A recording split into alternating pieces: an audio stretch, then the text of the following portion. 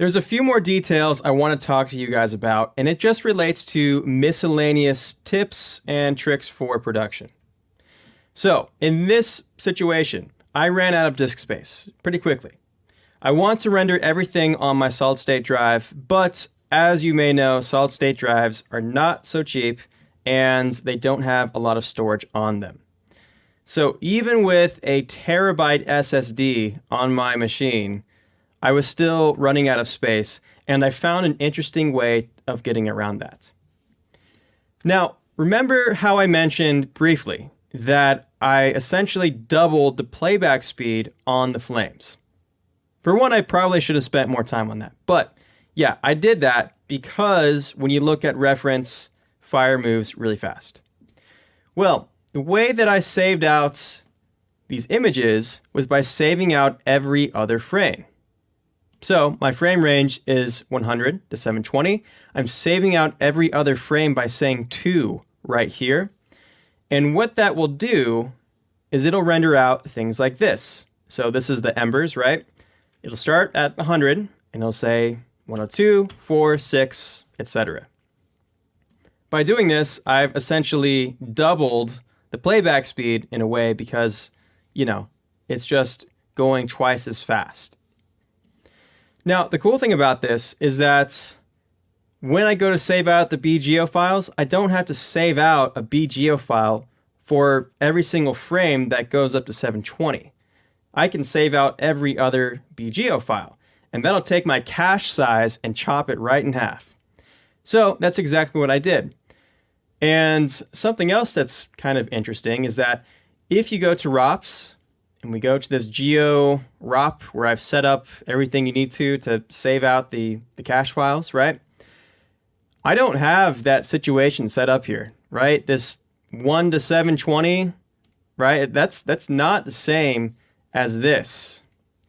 But when you go and you say render node by node right here, it's going to take this main render, this range, and apply it to everything above.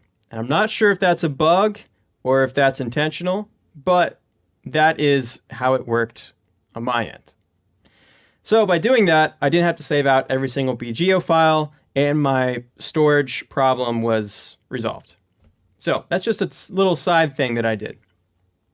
Also on the flying embers, I turned up the motion blur, and I did 9 steps, and I went and did a frame duration of 4. Because after looking at reference, I noticed that these flying embers actually have really long tails most of the time when they're being filmed. So because of that, I just turned this up. Also, on the burst of flying embers, I turned down the number of particles being born. So I went down to 1,000 on that. But the moral of the story is, and here's what I want you guys to think about. I don't want you to just copy these numbers from me and just think that, oh, well, that's just, these numbers are just how you do it, right? It's always how you do it. 1,000's always how you do it. Because that's totally not what I'm teaching here. I'm teaching you a way of adapting to any given situation. And that means finding the numbers that are right for that particular sim, for that project. As you can see, there's so many different settings and parameters that it's a bit impossible just to say, oh, this needs to always be 0.5 or 1,000 or whatever that number is, right?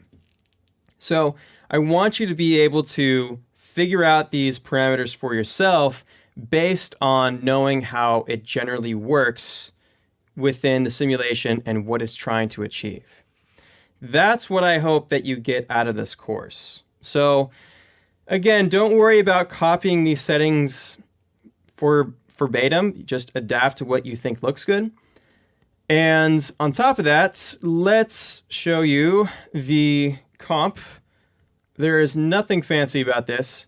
I brought in the image.